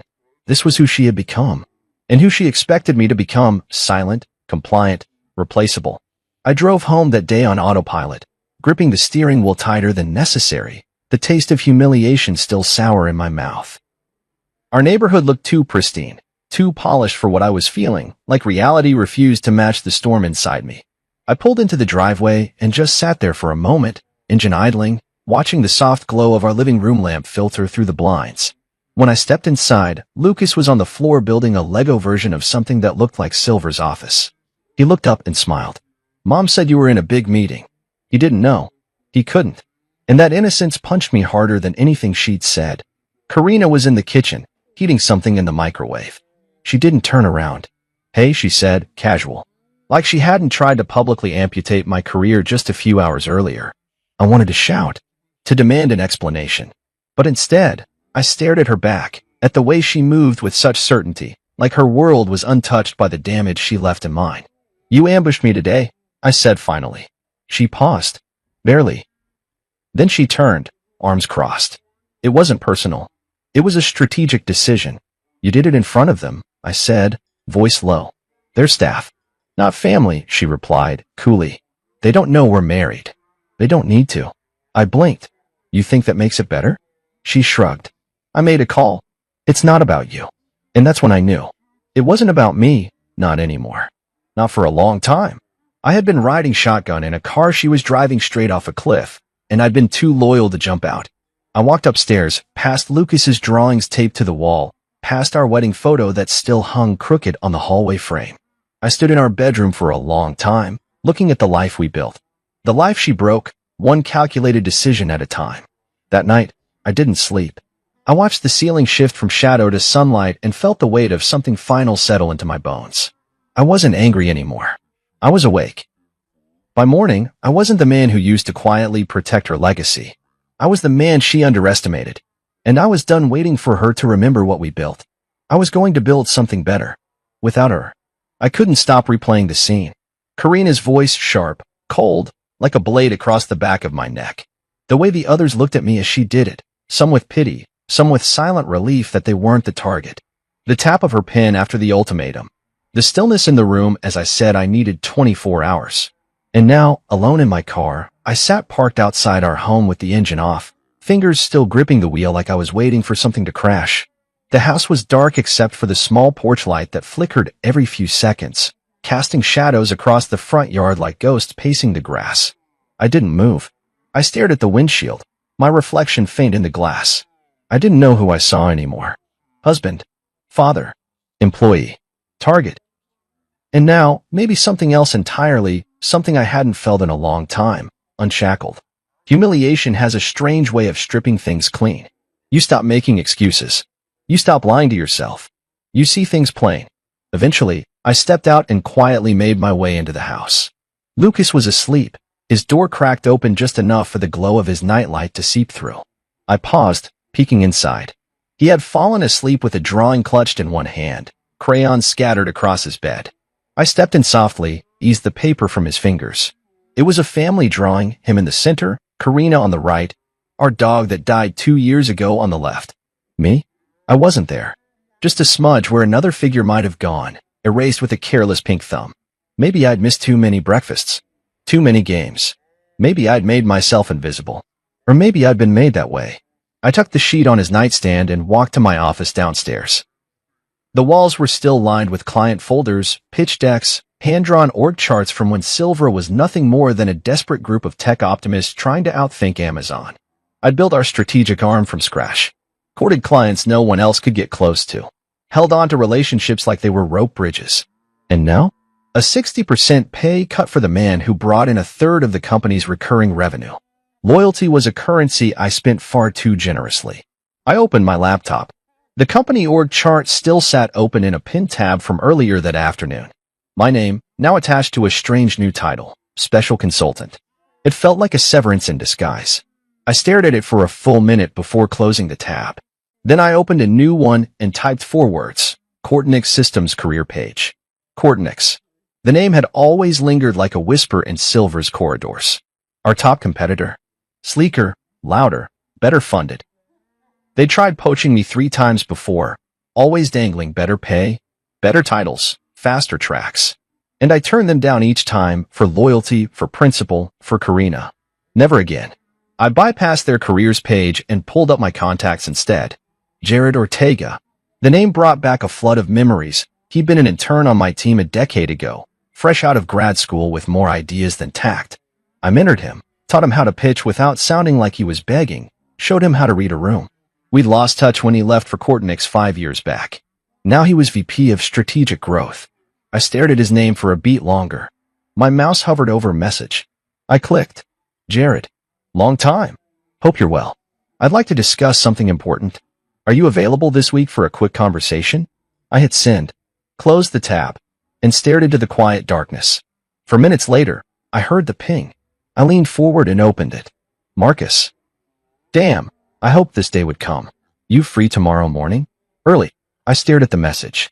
My thumb hovered over the keyboard. For the first time in a long time, I smiled. Something real, not rehearsed or diplomatic. Name the place, I replied. We settled on Rosegate Diner. 6:30 a.m. That was Jared. Early, eager, efficient. I leaned back in my chair and exhaled, my fingers tingling with a sensation I hadn't felt in over a year. Possibility. Not in a vague, someday kind of way. But right now, like someone had just cracked open the window in a room where I'd been suffocating. Down the hall, I heard the muffled clatter of Karina moving in the kitchen, probably preparing her overnight oats or one of her nutrient smoothies with all the silent confidence of someone who had never been challenged. I didn't go to her. I didn't say a word. I powered down my laptop and went upstairs, stepping past the photos on the wall, vacations, awards dinners, Lucas's first birthday party. All curated moments. All frozen in time. In our bedroom, Karina was already in bed, a book on her lap. She looked up but said nothing. Just returned to her reading like I was a coat on a rack, something she kept around but no longer noticed. I changed in silence. Slid into bed without brushing against her. Stared at the ceiling, heart still echoing against my ribs. She didn't ask about the meeting. She didn't ask how I felt. She never did. And tomorrow, I would meet with the man she once laughed off as junior talent. I would sit across from someone who remembered what I taught him, not just about business, but about loyalty and grit. And I would listen to what he had to offer, not out of desperation, but with intent. I'd given Silver everything. I gave her everything. Now, it was time to give something back to myself. Across the bridge, a new chapter was waiting. And this time, I would walk in with both eyes open. The Rosegate Diner hadn't changed since I'd last been there 5 years ago. Same cracked leather booths, same flickering neon sign above the counter, and the same waitress, Gloria, who moved like she had owned the place long before the actual owner ever signed a lease. It was the kind of place people came to disappear into routine. But that morning, before the sun even touched the rooftops, I wasn't here for routine. I was here to end one chapter and begin another. Jared was already seated when I walked in, grinning like a man who'd just found a winning lottery ticket. He stood up to hug me. Marcus, he said, slapping me on the back. I swear, I've pictured this moment more times than I'd admit to HR. I chuckled, easing into the seat across from him. I see Kortnick's hasn't taken the charm out of you. Just polished it, he said, then signaled to Gloria without even glancing at the menu. Coffee for both. Black, right? Some things never changed. I leaned back, studied him a little. He'd filled out, his jaw sharper, his suit better tailored, his voice steadier. He looked like a man who finally owned the rooms he used to sneak into. And yet there was still that hint of awe in his eyes when he spoke to me, like I was the guy who pulled him out of his own shadow. Maybe I had. But today, I wasn't his mentor. Today, we were equals. So, I said, folding my hands. Let's talk. Jared didn't waste time. He pulled out a manila folder and slid it across the table. The irony wasn't lost on me. 2 days ago, my wife had done the same thing, with threats tucked behind every sentence. But this folder? It hummed with opportunity. Senior Director of Strategic Growth, he said. 180 base. 30% bonus potential. Full benefits. Signing bonus that'll make you forget you ever got downgraded to consultant. And more importantly, he leaned in, lowering his voice. We'll fast-track you to VP in 6 months, maybe less, if even half your former clients follow you. I blinked. That's generous. No, he replied. That's overdue. I opened the folder. Neatly printed offer letter, compensation package, NDAs, standard onboarding forms. But what caught my eye wasn't what was in the folder, it was what wasn't. No non-compete clause, I said aloud. Jared nodded. We don't need it. You're not just a name on a resume. You're the reason deals close. People trust you. And trust doesn't come with an expiration date. I sipped my coffee, letting the words settle. I meant in my current contract, I clarified. Silvra. Karina had it removed last year. Said it would give me more flexible. He raised an eyebrow. You serious? I pulled out my phone, tapped through a few PDFs, and turned it toward him. Page 11. No non-compete. No client solicitation clause. No IP restrictions. Jared whistled low. She thought you'd never leave. She was wrong. He tapped the table, smirking. You know they'll try to drag you through the mud anyway. I nodded. Let them. I've bled for that company. The files I built, the trust one earned, the clients I signed, they weren't handed to me. They weren't gifted because I married into power. I earned them. And I won't lift a finger to steal a single one. You won't need to, he said. They'll call you. They'll ask where you are. They'll follow because they want to, not because you ask. The waitress brought our food. I hadn't even realized I was hungry until the smell of eggs and toast hit me. Jared took a bite, then pointed at the folder. So? You in? I didn't answer right away. I picked up the pin he'd placed neatly beside the packet. It felt heavy in my hand, not just from the metal, but from what it symbolized. Not revenge, not ego, but self-respect. After being buried in Karina's shadow, after being turned into a convenient pawn in her strategic ambitions, here was a chance to step back into the light. I signed. Jared raised his coffee mug. To new beginnings. To freedom, I said. We ate in silence after that, the kind that only exists between people who understand the gravity of a moment. As we left the diner, the sky had begun to brighten, soft streaks of orange cutting through the dawn. I climbed into my car, folder in hand, and sat there for a long moment. Not because I was unsure, but because I felt weightless. Like the tension I'd been carrying in my chest for the past 2 years had finally lifted. When I got home, the house was quiet. Karina's car was gone. Early meeting, no doubt. She didn't ask where I'd gone, didn't check to see if I came home last night, didn't seem to care that we hadn't spoken since the HR ambush. I went to my office, closed the door, and pulled up the Silver Employee Handbook, the one I'd helped write. It was all still there, pages of policies, clauses, protocols.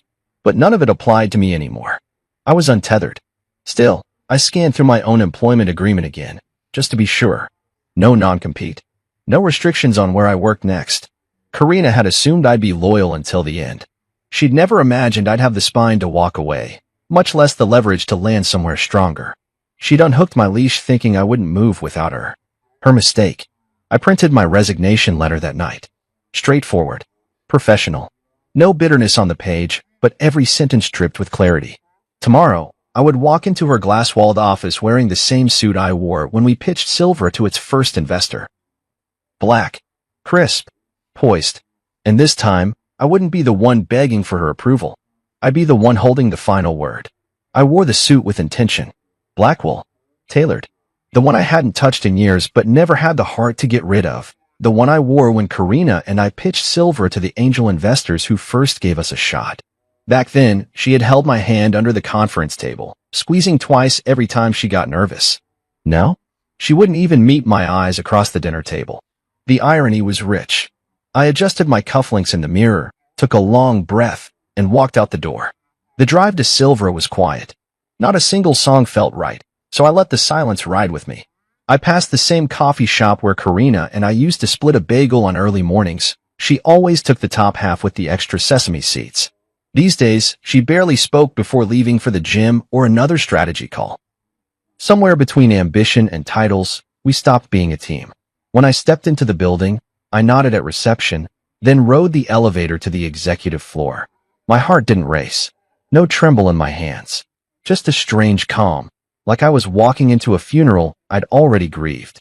The doors opened and there she was, behind the glass wall of her office, back straight, pen in hand, dissecting some document like it owed her an apology.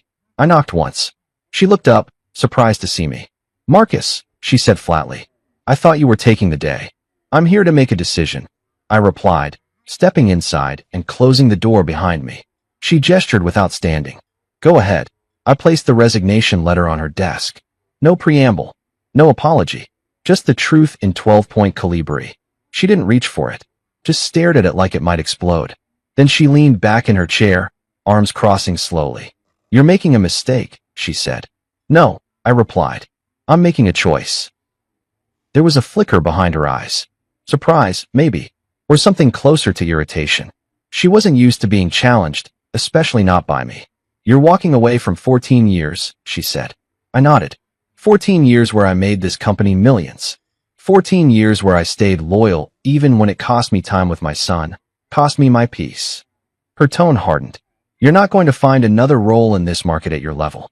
Not with your compensation expectations. Not with this economy." I smiled then. Just a little. "Actually, I already have." That made her blink. Just for a second. The mask cracked.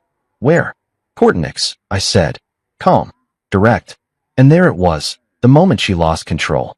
Her body went rigid. Her fingers curled around the edge of the desk like she was holding onto the ground beneath her. "Courtnix," she repeated, as if the name itself was a betrayal. "They offered what I'm worth. What I should have been worth here." Her voice dropped. "You do realize we'll sue?" I reached into my leather folder and dropped the Courtnix offer letter beside my resignation. No non-compete. No IP conflicts. No client solicitation. You forgot to protect the one person you thought would never leave. The silence was heavy. She flipped through the Courtnix contract, her eyes scanning the terms. I watched her lips press into a thin line. The woman who once used to say, "We make a great team," now calculating exactly how she lost a partner, personally and professionally. "I removed the non-compete to give you room to grow," she said tightly. "No," I replied. "You removed it because you thought I'd never use it." Her jaw clenched. "I was loyal to a fault," I continued. "I passed on offers. Sat through your meetings where I was invisible. Took the back seat so you could shine. I never wanted to be the face. But when you humiliated me in front of your team, our team, you made something very clear. I don't belong here anymore. And I'm done pretending I do." She stood, finally, as if height would help her reclaim authority. "This will damage our reputation." "No," I said. "It will damage yours." For a beat, we stood there in silence. Two people who once built something side by side, now on opposite sides of a war neither of us declared out loud.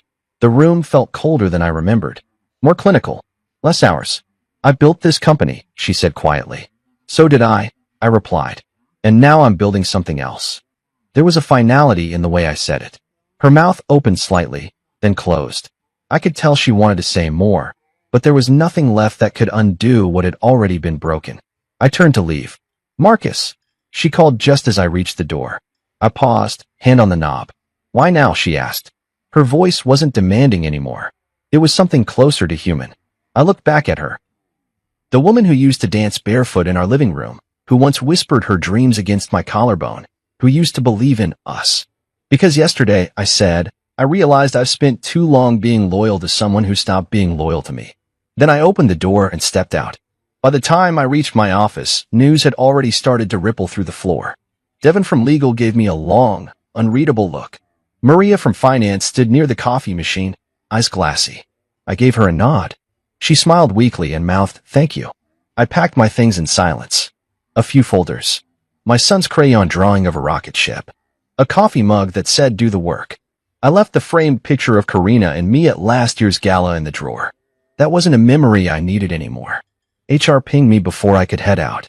"We'll coordinate your exit documents," the email said. "Please wait for security to escort you per protocol." Security. After all I'd done, after all I gave. This was how it ended. Like a threat. Like a liability. I waited. Calm. Unbothered. I didn't want a scene. I didn't need one. The security guard was polite, almost apologetic. "Just protocol, Mr. Ellison," he muttered. I nodded. Of course. As we walked through the corridor, I could feel eyes on me. Colleagues trying to look busy. Screens flickering with pretend work. No one spoke. But everyone watched. And then I stepped through the glass doors of silver one final time. No announcement. No applause. Just quiet shoes on tile and a gust of wind as the doors shut behind me. But I didn't look back. Not once.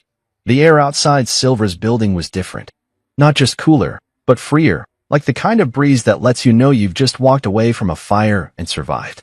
I stood on the steps for a few seconds longer than I needed to, holding the box of my things in one arm, my resignation confirmation envelope in the other. It was strange how light it all felt. After 14 years of loyalty, I expected the weight of regret, the tug of nostalgia. Instead, I felt nothing but clarity. Devin from legal had sent me a one-line Slack message an hour before. Do you want a quiet exit strategy? I declined without hesitation. I didn't need fanfare, but I wasn't going to slink out the back door like I'd been caught stealing office supplies. I wanted them to see me leave, to feel the ripple of it. Maria from finance had been crying. She didn't say much, just hugged me fiercely and whispered. She didn't have to do it like that. She meant Karina. Everyone did. They'd seen her play her hand, wield her power in that conference room not like a leader, but like a tyrant marking her territory. And now that I was gone, they'd be watching her even more closely, waiting to see who'd be next. The security escort wasn't even necessary, but protocol demanded it. For senior staff, they claimed. What they meant was, for those whose exits hurt the bottom line. The guard walked quietly beside me, eyes fixed ahead. When we reached the elevator, he pressed the button, stepped back. I glanced at him. You draw the short straw? I asked. He gave a half smile. You're not the first executive I've walked out, Mr. Ellison, but you're the first one who left with his head held high. I appreciated that more than I thought I would. When the doors opened to the lobby, I stepped out to a hushed room. Receptionists paused mid-call. Interns pretended to scroll through emails they weren't reading. I walked across the marble floors I used to help mop in the early days when we couldn't afford cleaning staff, back when Karina and I shared a desk and a single dream. Now she had an entire corner office, and I had the one thing she couldn't reclaim, my name, my value, and the trust of every client I'd ever worked with. I exited the building into the afternoon sun, slid the box onto the passenger seat of my car, and sat for a long while with the engine off. No calls, no emails, just stillness. Then, almost like clockwork, my phone lit up. First was Sonia Adair from Teltrix Solutions. Hey Marcus, just heard. Where are you headed? Then Marcus Doyle from Graywell International. Tell me you're staying in the industry. We want to talk. A few minutes later, Elaine Winters. The same client who once said she'd never work with anyone but Silvera. If you're leaving, I'm reconsidering our position. Let's connect soon. I hadn't pitched, hadn't even hinted. And yet here they were calling, texting, asking where I went. Because it wasn't about the company. It never had been. They were buying me. My judgment. My relationship. The years I spent learning their business inside and out. Karina never understood that. She thought people could be managed like numbers. That loyalty could be drafted into contracts. But real loyalty isn't written down. It's earned. I replied to each one with a simple message. We'll talk Monday. I'll have something to share. Then I opened a fresh notebook. Wrote 3 words at the top of the page. Courtnix. Day 1. That night, I got home before Lucas did. He had soccer practice, and Karina had volunteered to do the pickup, probably to soften the optics, to paint a picture of domestic unity that hadn't existed in months. I sat at the kitchen table, box beside me, and took out a photo from the top. Me and Lucas at a park 2 years ago. He was holding a popsicle, his mouth stained blue, his hand in mine. I'd forgotten about this one. Karina had taken it. I remembered how she smiled at us then, genuinely. I wondered where that woman had gone. The garage door opened. I heard the car pull in, the telltale sound of Lucas kicking off his cleats before he even got to the door. He burst in a moment later, breathless. Dad, did you see my goal? Not yet, I said, standing up. But you can show me. I'm home early. His eyes lit up. You're never home this early. I will be now. He ran off to get his ball, and I turned just as Karina walked in. She looked tired. Not exhausted, just drained in that permanent way success can sometimes carve into a person. Her eyes flicked to the box on the table. So it's done, she said. It is. She nodded. They'll come after you.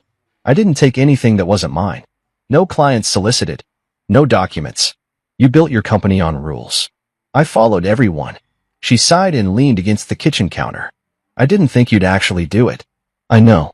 There was a long silence between us, filled only by the sound of Lucas kicking the ball against the living room wall and laughing at the rebound. "I never meant to hurt you," she said at last. I met her eyes. "You didn't need to mean it. You just needed to stop seeing me." That was the moment it landed for both of us, that the damage wasn't in one public insult or one pay cut. It had started long ago in all the quiet choices, the diminishing, the dismissals, the absence of kindness when power arrived. "I hope you find what you're looking for," I said, voice even. She nodded once and stepped past me into the living room. I didn't follow. Later that night, after Lucas was asleep, I emailed Jared. All 4 clients reached out. Not because I asked. Because they saw what you saw. He replied 5 minutes later. "Then we begin." And we did. Monday morning hit like a starting pistol. No time for nerves, no time for nostalgia. I sat at my new desk, sleek, minimalist, modern, with a fresh notepad, a full mug of black coffee, and a locked-in determination I hadn't felt in years. I wasn't easing into Courtnix. I was leading. Jared had made it clear the minute I signed. "We're not hiring you to blend in. We're building a new lane for you." That lane began now. At 8:03 a.m., my inbox chimed. Subject, checking in. "Marcus, just heard the news. If you're open to a conversation, I'd love to catch up. We've got some flexibility coming up in Q3, and I've always valued your insight." Sonia Dare, Teltrix Solutions. Sonia was old school, sharp as a blade, and twice as unforgiving if you crossed her. She never moved lightly. The fact that she was the first to reach out wasn't an accident. It was a signal. By 8:17 a.m., I had 2 more emails waiting, Marcus Doyle from Graywell and Fiona Lacey from Enduratech. None of them asked directly if I'd poached them. They were too savvy for that. Instead, the messages read like invitations. "Where are you landing? We may need a new approach. Let me know where you are." Every word coded in plausible deniability, every sentence humming with interest. And I hadn't made a single call. That was the thing Karina never understood. Business relationships aren't built on discounts or gimmicks. They're built on trust. Trust that's earned in quiet ways. Meeting deadlines without being asked, staying late to walk a client through integration issues, remembering the name of a client's daughter when no one else did. Trust lives in the small details. And now, as the news of my departure rippled through the industry, trust was doing the work for me. I didn't rush to reply. I spent the morning reviewing Courtnix's client portfolios, looking for gaps, missed opportunities, areas where we could outperform Silvera. It wasn't hard to find them. Silvera had become bloated, too many middle managers, too many processes that smothered momentum. I knew because I helped build them. But Courtnix was lean, fast, and ready to move. At 11:20 a.m., Jared stepped into my office, a grin already spreading across his face. "Let me guess," he said. "They're calling." "They're circling," I corrected, tapping my inbox. "They'll call by Friday." "They'll call today," he said, pulling up a chair. "Sonia's on a panel with me next week. She asked if we could grab coffee in advance. I've known her for 8 years. She's not a coffee kind of woman." I nodded, but I wasn't surprised. This wasn't arrogance. It was the slow unfolding of inevitable consequences. Silvera thought they owned those accounts. What they owned was access. What I had was loyalty. And that couldn't be bought back. Jared slid a paper onto my desk. "List of key accounts we want to target. Most of them are clients you touched at some point, even if indirectly. Take a look. You know them better than we do." I scanned the list. Teltrix, Graywell, Norkin, Xylene, and 3 others I'd helped onboard back in the lean days when Silvera still hosted brainstorming sessions on folding tables. I recognized the names. I remembered the wins. And I remembered how I was never the one invited to the podium when the deals closed. "How aggressive are we being?" I asked. "You tell me," Jared said. "We're not stealing. We're simply being open. If they come, we catch." No emails. No pitches. No contact first. Just let the magnet work. And it was already working. At 12:03 p.m., the first call came. My phone buzzed. Elaine Winters. The same Elaine who once told me, to my face, "I don't switch vendors. I don't do drama." The woman who once asked Karina to remove me from a Zoom call because she thought executives should know when to exit quietly. I picked up. "Elaine," I said. "Marcus," she replied, her tone cool but curious. "You landed somewhere yet?" "I have." "Courtnix." "Yes." There was a pause. "Good. I've been waiting for a reason." A reason. That's what I had become, a reason to reevaluate, to reconsider, to realign. We talked for 6 minutes. She asked questions about Kortnick's roadmap, stability, ethics. I answered clearly, honestly, with no attempts to sell her. When we hung up, I didn't press. I didn't follow up. I didn't need to. At 2:12 p.m., Marcus Doyle followed. By 4:47 p.m., I had 6 meetings on the calendar. All requested. None initiated by me. I leaned back in my chair, watching the soft glow of sunset stretch across the Kortnick skyline view, an office without tension, without judgment, without silent warfare tea. When Karina came to pick him up, she paused in the doorway. "You're home early," she said. "I work somewhere that values balance," I said, not looking up from the drawing Lucas had taped to the fridge. She didn't respond. As they left, Lucas turned back and whispered, "Can we hang out again Wednesday?" "Count on it," I said. I closed the door and stood there for a long moment, the house quiet, the evening light soft and forgiving. I'd spent years thinking that victory was about holding the high ground, staying loyal, waiting to be recognized. But real victory? It was having people remember who you were when you're no longer in the room. And they were remembering now. It was a Thursday night. Late. Lucas had just gone to bed, and I'd finished replying to a last batch of emails, quiet ripples from the growing wave of client shifts. The numbers were speaking for themselves. Kortnick's weekly growth metrics were starting to mirror Silver's losses. Even Jared, usually calm and smooth, was starting to wear a look I hadn't seen before. Hunger. The kind of hunger that came from watching years of waiting finally start to bear fruit. I just set my phone down when it rang, an unknown number, local area code. I stared at the screen for a second before answering. "Marcus Ellison," I said. There was a pause. Then, "Marcus. It's Harland Royce, the CEO of Silver Systems." I stood without realizing it, one hand bracing the edge of the kitchen island. I hadn't heard his voice in months. Even when I was still with the company, Harland was one of those appear once a quarter leaders, only visible when there were cameras or crises. Apparently, this was both. "Evening, Harland," I said evenly. "Didn't expect to hear from you." "I'd like to speak man-to-man," he began, his tone diplomatic, controlled. I could practically hear the legal department sitting behind him, nodding silently. "All right," I replied, walking to the living room window. "I'm listening. This situation with your departure, it's escalating more than we anticipated." "I didn't escalate anything. That's not what I meant." He cleared his throat. "You've built strong relationships over the years, and we recognize that. But the client shifts we've seen recently are the result of trust," I cut in. "Trust you let your head of people publicly destroy." He was quiet for a beat. Then he continued, measured. "We'd like to offer you a revised package. New title. Senior partner. Equity. Full reinstatement. We can undo what was done." I almost laughed. Not out of disrespect, but disbelief. The man who once told a boardroom that I was foundational, but not irreplaceable, now wanted to reverse course because he finally understood that foundation didn't mean invisible. It meant essential. "You're too late," I said. "Think about your family," he said softly. I looked down the hallway, where Lucas's nightlight glowed under the doorframe. "I have," I replied. I thought about my son asking why his mother yelled at me in front of the entire staff. I thought about the mornings he saw me leave before sunrise and come back after dark. I thought about the way he stopped drawing me in family portraits because I was always at work. "Marcus, I gave everything to Silvera," I continued. "I built departments from scratch, held clients when your systems were failing, brought in the kinds of contracts that paid for Karina's entire HR restructuring. And when I needed dignity, just dignity, you gave me silence. Until the numbers dropped. We didn't realize. You didn't care," I said, sharper now. "And now that the market's reacting, I'm suddenly valuable again? That's not how it works." There was a long pause on the other end. Then, finally, "Is there anything we can say to make this right?" I looked out the window, watching the streetlights flicker across the pavement. I thought about the peace I'd felt walking into Kortnick's each day. The respect in Jared's voice when he asked for my opinion. The way my calendar finally had room for my son.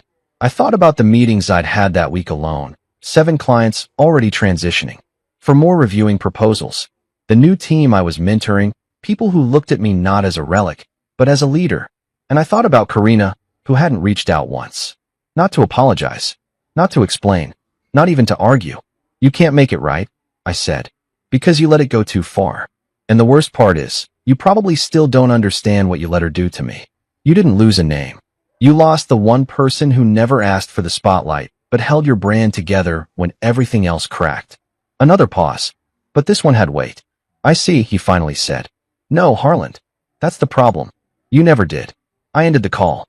I stood there in the quiet, the silence thick around me, the finality of that conversation ringing louder than anything he'd said. I wasn't angry. Not anymore. That part had burned away weeks ago. What I felt now was something cleaner, stronger, closure. That night, I walked into Lucas's room. He was half awake, curled in a messy tangle of sheets, his mouth slightly open. I sat on the edge of the bed, brushing a hand through his hair. You won't have to ask me to be home anymore, I whispered. I'm already here. The next morning, I opened my email and typed one final message to Jared. Subject, full commitment. Harland called. He offered everything. I turned it down. Let's move forward. Jared replied 2 minutes later. Then it's time to grow this thing. Full speed. And we did. 2 months had passed. The skyline outside my Kortnick's office shimmered with late morning sun, the glass panels of neighboring towers casting reflections across my desk. I just wrapped up a call with Graywell International, our third successful transition in 6 weeks, when my assistant knocked gently on the glass. Marcus, there's a visitor. She doesn't have an appointment, but she said you'd want to see her. I didn't need to ask who. I stood, adjusted the cuff of my shirt, and walked out to the reception area. And there she was, Karina. She looked smaller than I remembered. Not physically, but in presence. The steel-hard edges she once wore like armor were duller, and the confident tilt of her chin was now tinged with restraint. Her blazer was crisp, her heels sharp as ever, but there was a quiet unease in the way she held her purse close to her body, like it could shield her from what she'd come to face. She didn't smile. Neither did I. Marcus, she said, her voice measured. Karina, I was hoping we could talk. Privately. I nodded once, turned, and led her to my office. The door clicked shut behind us, sealing in a silence thick with everything we hadn't said in months. She glanced around the space, sleek, warm-toned, tastefully modern. A wall of floor-to-ceiling windows bathed the room in natural light, and behind my desk, the Kortnick's logo gleamed against matte black. This is nice, she said, forcing something close to polite. Very you. I sat behind my desk and motioned for her to take the seat across from me. She did, folding her hands over her knee. Her eyes darted to the nameplate on my desk. Marcus Ellison, Vice President, Global Client Partnerships. Her jaw tightened. You've turned half the market against me, she said, skipping the preamble. No, I said calmly. You did that yourself when you made a spectacle out of your husband in front of junior staff. I just left. I was doing my job. You were executing a performance, I said. You didn't just cut my salary. You tried to humiliate me. And you made sure they all saw it. She shifted in her chair. I didn't think it would unravel this way. That's the thing, Karina. You didn't think at all. You thought I'd take it like I always did. Quietly. With grace. You forgot I built Silver's backbone while you chased visibility. I never took credit for your work. No, but you never shared it either. She looked down at her hands for a moment, gathering herself. You were always consistent. Predictable. And you needed that. Until you didn't. Silence again. She looked up at me, the edge in her expression softening just slightly. I came because I wanted to understand, she said. Why you let it all go. Us. The company. Everything. I leaned forward, resting my arms on the desk. I didn't let anything go, Karina. I just stopped holding things that were already breaking me. She blinked. I fought for us, I continued. For the company. For every meeting, every deal, every late night that I covered while you climbed. And you, somewhere along the way, stopped seeing me as a partner. I became convenient. Background. Replaceable. I was under pressure, she said quietly. We all were. But pressure reveals character. And yours came out cold. Her gaze drifted toward the window. Do you love what you're doing now? I didn't hesitate. I do. She nodded once, like she already knew the answer. And Lucas? She asked. He sees me now, I said. I'm home. I coach his team. He puts me in his drawings again. That hit her harder than anything else I'd said. You know what he asked me last week? I added. Why didn't Mom ever clap when you came on stage at Career Day? I didn't even know he noticed. But he did. Her mouth opened slightly, then closed. No defense. No explanation. You're right, she said finally. I stopped seeing you. Somewhere between my ambition and my control, I just assumed you'd never leave. And I told myself that made me strong. It made you blind. She nodded. slowly, then stood. Well, you've made your point. I stood too. I didn't ask you here. I know, she said, but I had to see it for myself. What you became when you stopped standing in my shadow. We locked eyes for a long moment. There was no hatred there. No venom. Just a mutual understanding that something had ended, and it wasn't temporary. You were always meant for more, she whispered. I stepped back. You just didn't want me to have it. She took a shaky breath and walked to the door. As her hand touched the knob, she turned once more. Goodbye, Marcus. Goodbye, Karina. She left without another word. The door clicked shut behind her. I sat back down, the quiet settling around me. But this silence didn't ache. It didn't feel like a void. It felt earned. Peaceful. Right. And outside, the city continued to move, deals waiting, clients calling, my future wide open. She had walked into my office thinking I might look back. But I was already facing forward. A full year had passed. 12 months since I walked out of Silver Systems with a box in my hands and my reputation intact. 12 months since Karina's voice echoed through that glass-walled room, delivering a threat wrapped in corporate language. And now, sitting at the head of a wide walnut conference table in Kortenix's downtown headquarters, I realized something. I hadn't once looked back. Not out of stubbornness. Out of peace. Final numbers from Q2, Jared said, sliding a folder across to me. We're up 27% over last year. That includes the Teltrix account, Graywell, Xylene, and now Enduratech. I opened the folder and let the numbers speak for themselves. Every name in that report had once been a Silver client. Every deal was one I had either originated, nurtured, or saved when others had fumbled it. But I hadn't poached a single one. I hadn't needed to. Trust is gravity. It pulls the right people toward you once the mask slips from those they thought they could rely on. Maria now ran our partner analytics division. Devin led our compliance team. Both had followed me from Silver. Not with bitterness, but with resolve. They saw what I had endured. They saw what Karina did. And when the opportunity came to build something different, something ethical and quietly powerful, they didn't hesitate. Kortenix hadn't just gained clients. It had gained culture. I closed the folder. Let's keep going. No press. No victory laps. Just results. Jared grinned. You ever gonna let yourself enjoy this? I'm enjoying it, I said. I just don't need to scream about it. Later that evening, I left the office while the sun still hung low over the skyline. My car was already idling in the underground lot, another silent courtesy from the assistant I once doubted I needed. I learned something in the last year. Freedom doesn't always come from revenge. Sometimes, it comes from routine. From walking into a place every day where you're respected, not questioned. From leaving early enough to make it home in time for dinner. Lucas was waiting in the kitchen when I walked in. Soccer cleats on the table, a half-eaten granola bar in his hand, and a grin smeared with peanut butter. Coach Ellison, he declared, we've got practice tomorrow. Wouldn't miss it, I said, ruffling his hair. He was taller now, more confident. And for the first time since the divorce papers had been quietly filed and finalized 6 months ago, I saw how much calmer he was. Less anxious. Less confused. The absence of tension in the house had made room for growth, and both of us. He ran off to get his ball from the yard, and I stepped out to the porch, phone in hand. An alert popped up on my screen. Silver stock down 17% following quarterly loss. HR department undergoing restructuring. There was a picture embedded in the article, Harlan looking stiff behind a podium, his tie slightly crooked, and beside him, an empty chair. Karina had stepped down a few months earlier, citing personal growth goals. Translation: she'd been pushed. The industry wasn't stupid. When 4 major clients walked within 90 days of my resignation, it raised eyebrows. When 2 of her own staff followed me to Kortenix, it raised questions. When the media caught wind of her HR decisions and the mysterious reclassification of her own husband, it became a liability. And me? I didn't comment. I didn't retaliate. I didn't even post a cryptic LinkedIn update. I just kept building. Because real payback isn't noisy. It's dignified. It's being so focused on what you're creating that you don't have time to burn down what you left behind. Dinner that night was simple: grilled chicken, roasted carrots, and a salad Lucas mostly picked around.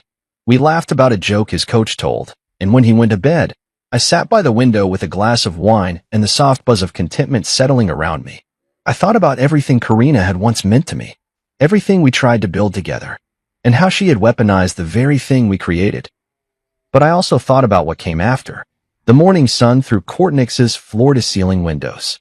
The way Maria teared up during our team retreat when she said, "It's nice to work somewhere that feels human again."